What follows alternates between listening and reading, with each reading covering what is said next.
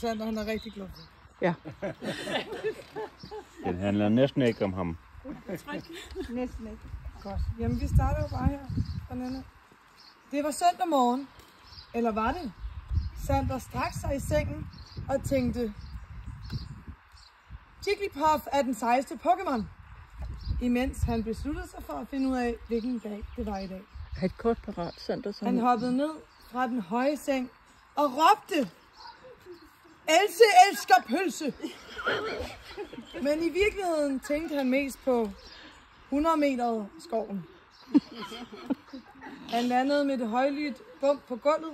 Hov, nu er det der på tide med Butt Scratcher!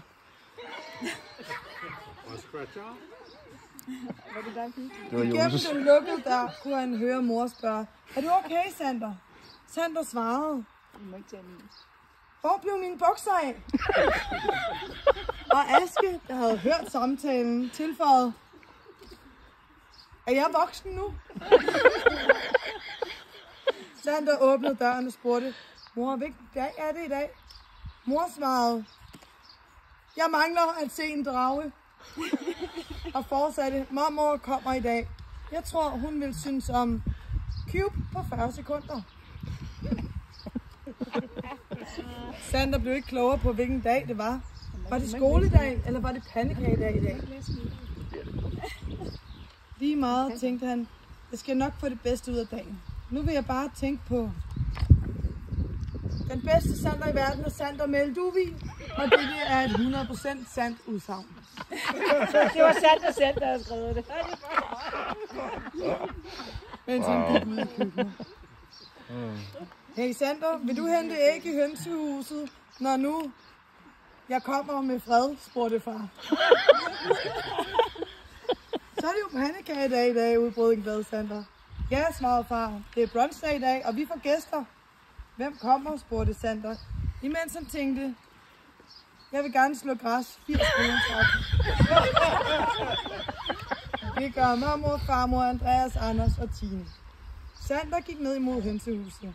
På vejen kom man forbi trampolinen, hvor Aske hoppede, imens han råbte, go, go og short.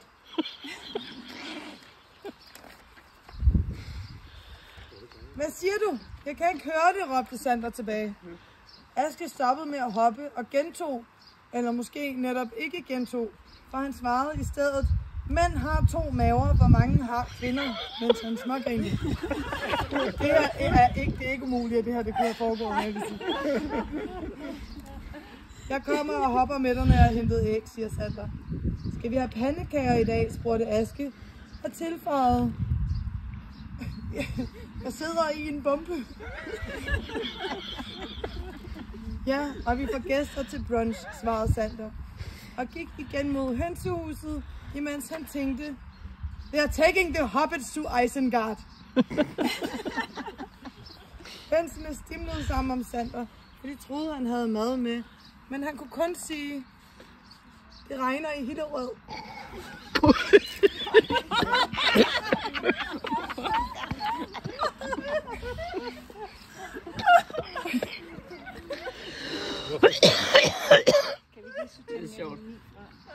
Sander åbnede lågen til hønsehuset.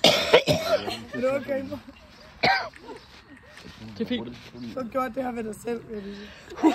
Sander åbnede lågen til hønsehuset. Undskyld, høne, sagde han, i det han stak hånden ind under en høne og snuppede et par varme æg. Men det vil jeg sige dig, hønemor. Mine sko er for små. Jeg bruger nu større til 45 til 46. Hønen skulede på ham og nappede efter ham. Hvad skal vi lege? Udbrød Sander.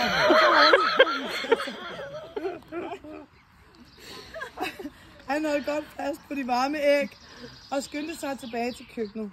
Far fik æg, han knækkede og hurtigt smed i dejen, for nu skulle det gå stærkt. Hvis gæsterne kommer nu, så vil jeg sige, det smager ikke af fisk. Det er vi spiser. Men far ikke opdagede, var de små kyllingeben, der stak ud af dejen. Far rørte rundt i dejen, mens han kiggede på sin mobil. Han havde nemlig gang i et spil, der hed... At være eller ikke at være elefant. Det må være sådan en simulation. Farmor kom ind ad døren og sagde, jeg elsker pizzasnegle, Pokémon og Shiny.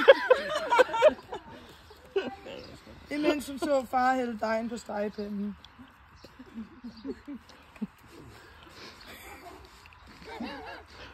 Splitte mine bremsejl, udbrød hun.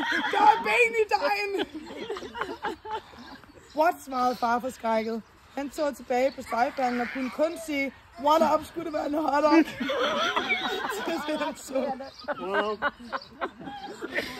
For det var ikke en pandekage, der lå på stegepanden. Det var en mærkelig klump dej, som nu havde rejst sig op og var begyndt at løbe hen over køkkenbordet og mor.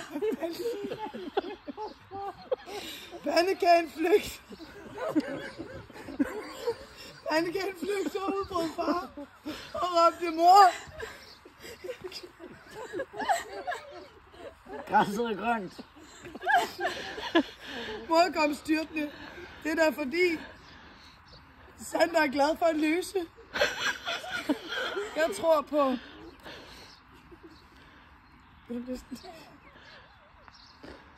Vanddrager elsker jordbærskonfiduser. Men klumpen var allerede hoppet ned på gulvet. Mormor, som lige var ankommet, åbnede døren og så den mærkelige klump dej, der løb ud af døren. Hvad var det, spurgte hun, og svarede selv. Jeg glæder mig til lørdag. Og trampolinen så Aske først mormor ved køkkendøren. Så farmor, der vræltede ud, imens hun mumlede.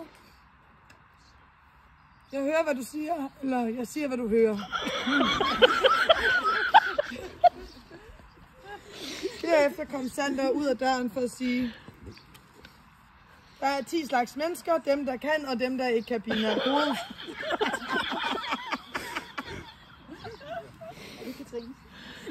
Til Aske, som svarede, katten har overtaget computeren.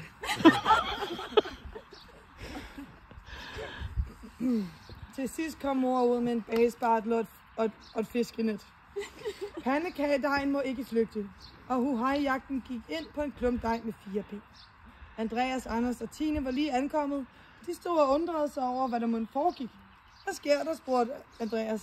Anders kiggede på sin søn og svarede, pølsepanik! Dejen blev ikke fanget, den delte sig i 2, hver del med 2 ben. De landede begge 2 i hønsehuset hos hønemor, der varmede kyllingerne og spiste dejen. Se, det var en lykkelig slutning.